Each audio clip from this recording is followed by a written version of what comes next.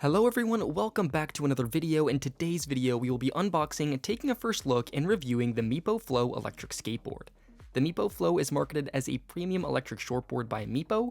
The board usually retails for $899 US, but it's often on sale for around $700 US throughout the year. This board has some clear inspiration from the Evolve Stoke.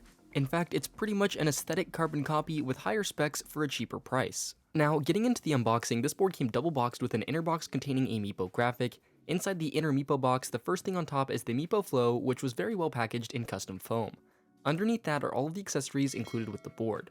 First, we have the instruction manual, which is always important to read before taking the board for a ride. Next is the remote controller, which is a very common one across a lot of the mid-tier level electric skateboards. This remote has a screen on it for live data, which is always nice and expected on a board like this. This remote is one of my favorites as the shape is comfortable to hold and it doesn't feel too flimsy compared to some of the other remotes out there. Next, we have the T-tool, which is standard with every board. There is the charger, which is a massive charger for a board of this size and price. This charger utilizes an unusual 3-prong charge port, which Meepo tends to use on some of its boards. It is a fast charger with a rate of 4.5 amps, and to go with the charger, there's also a USB-C wall power adapter. Meepo has also included some spare 255mm timing belts, which are always good to have on hand with belt drive boards. To charge the remote controller, there is a USB-C cable, and for maintenance on the board, there is a triple Allen key type tool. Lastly, they've included a set of spare hardware. With the unboxing done, we're now going to take a first look at the Meepo Flow and go over all of the parts used on this board. One of the defining features of the Meepo Flow is the deck, which is what really defines the look and feel of this board. The deck is 34.5 inches long and 9.5 inches wide, which is pretty wide for a board of this length. The deck is made from 5 layers of Canadian maple, 2 layers of fiberglass, and 2 layers of bamboo. The key characteristic of this deck is the Surf Swallow tail, which is a pretty big tail for an electric skateboard. The tail has a huge piece of padded patterned EVA foam grip tape on it, while the rest of the deck has a clear sandblasted grip tape coat that leaves the top of the deck looking super clean. The concave of the deck is pretty mild, which makes the deck relatively comfortable. Overall, the aesthetic of this deck is incredible, and everyone that has crossed paths with this board seems to think the same thing. Next, the wheels are the Meepo 105mm Cyclone wheels. These are really just the 105mm Mad wheels, which are my favorite set of wheels. They are actually 102mm in diameter and have a contact patch of 65mm with a 72A durometer, making them extra soft. Meepo has their own custom graphics on them, which adds a little bit of color to the board. The trucks are standard Evolve style DKP trucks that are common across pretty much every 2-in-1 electric skateboard. These trucks are really made for carving and give the board a surf-like feeling. The bushings are 100A in durometer, and the rear trucks contain the drivetrain of the board, which is absolutely beautiful. To protect the motors from damage when the kicktail is used, there is a hefty metal bash guard that encases them. Speaking of the motors, this board uses two 2,500 watt motors for a maximum combined power output on the board of up to 5,000 watts. That's pretty impressive for a board this size and this price. Overall, the drivetrain of this board looks very nice, and I was very impressed by it. Moving on to the electronics, the Flow features a single sleek long enclosure across the bottom of the deck. It has a subtle flex point where the battery and ESC separate to allow the electronics to flex with the deck. The enclosure is thinner in the battery section but gradually gets thicker where the ESC sits. The battery is in the front 2/3 of the enclosure, and it's a 12S2P battery made from premium Molicel P42A cells. The battery is 362 watt-hours, which is about the size one would expect for a board in this price range. Overall, this is a very nice and high-quality battery for a board of this price. The ESC is towards the rear of the enclosure, and it's a Hobbywing 9028 ESC. I personally love the Hobbywing ESC, so it's nice to see it on this board. To keep the ESC nice and cool, there's a slick metal heatsink built directly into the enclosure, which looks really good. The power switch for the board and the charge port are also located towards the back of the enclosure. Overall, I'm really impressed with the quality of this board and the attention to detail. Everything from the drivetrain and bash guards to the enclosure, the high quality cells in the battery, and the heatsink make this board seem like the real deal, especially for the price. So now that I've gone over all of the components used on this board, I'm going to go into a detailed review of my thoughts on this board in the upcoming section.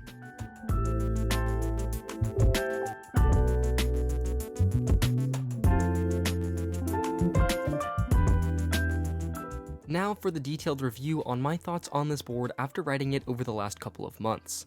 This section of the video will be split up into categories detailing each of the various important specs on this board, which can easily be skipped to using the chapters built into this video. First, we have the top speed of the board. Meepo advertises that the top speed on this board is 32 miles per hour or 51.5 kilometers an hour. Based on my experience with this board, the top speed that I've been reaching according to the remote is 30 miles per hour or 48.3 kilometers per hour. For reference, I weigh around 155 pounds with gear. 30 miles an hour is plenty fast on a board like this, especially given the size of the deck and the DKP trucks. I'm more than happy with the 30 miles an hour that I've been able to get out of the Flow.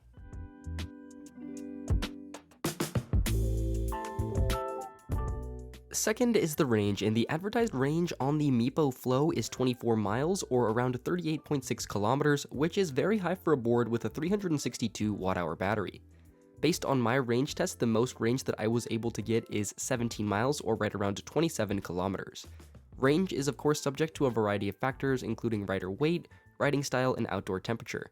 For reference, this test was on relatively flat terrain with an 155-pound rider riding aggressively. I would say that riders should expect to get around 17 to 20 miles or 27 to 32 kilometers of range out of this board. The 24 miles that is advertised is a little high, but may be possible given the absolute perfect riding conditions.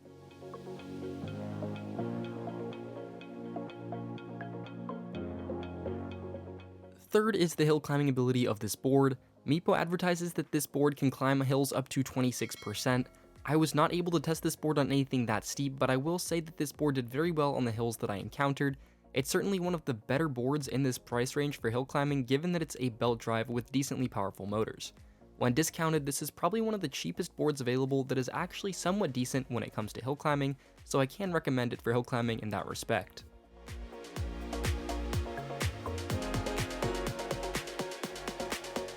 The acceleration and braking on this board are fantastic. The acceleration is pretty powerful for a sub $1,000 board, making this thing feel torquey off the line in relation to some of its competitors. At the same time though, the acceleration is super smooth and intuitive. The same thing goes for the brakes, which are plenty strong but still ultra smooth and reliable. Like I mentioned earlier, I love the Hobbywing ESCs, which is why I think these curves are so strong, but at the same time they're smooth and intuitive.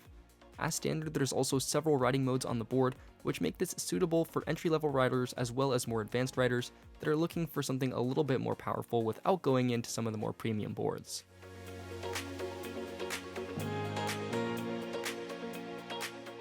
The ride feeling of the Meepo Flow is unlike any other electric skateboard that I've ridden before. The unique shape of this deck makes it relatively compact and nimble, but also quite comfortable, easy to ride, and capable of the high-performance specs that it boasts. This is the first non-downhill longboard shaped deck that I've genuinely felt comfortable riding on at higher speeds and for longer periods of time. The deck feels like it synthesizes the best features from a longboard and a shortboard to create this feeling. The DKP trucks also make for a carby ride, and when combined with this deck and the Surf Swallowtail, the Flow really does start to feel like a mini surfboard for the streets. As far as comfort, the soft 105mm wheels result in a very smooth ride and the ability to traverse almost any road condition. The board is capable of tackling big sidewalk cracks and rough roads despite the relatively stiff deck. Here's some footage of the Flow taking on some pretty rough road conditions in slow motion. As you can see right here, the board is able to make it over some pretty large sidewalk cracks thanks to those massive soft wheels.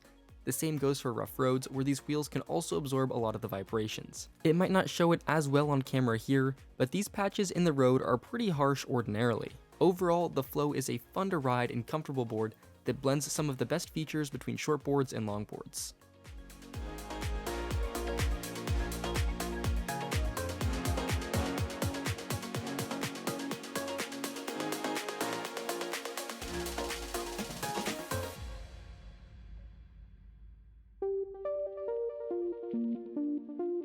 Now moving on to the final section of this board, we have the miscellaneous topics. The first thing to discuss here is the cost of the board. As I mentioned earlier, this board normally retails for around $900 US, which I think is an okay price for the board. However, the board is often on sale for significantly less. When I first received the board, it was just $680 US, and at that cost, this board is an absolute steal. If you're interested in the board, it's important to be aware that there are often sales throughout the year. Second, I just want to address how aesthetically pleasing and nice this board looks. I usually tend to focus my reviews on the more technical aspects of these boards, but with one that looks as good as the Meepo Flow, it's hard not to mention it. Everywhere that I've taken this board, there's always someone who comments on how good it looks, so a huge props to Meepo on the aesthetic of the Meepo Flow. Lastly, I want to bring up the design of the rear mounted motors with the kicktail. Now I know that there's a whole bash guard on the back protecting the motors when it's used, but it still feels wrong to me to just scratch up the pretty CNC'd parts every single time I want to use the tail. I just don't like that I hit the mounts often when I use the kicktail to pick up the board.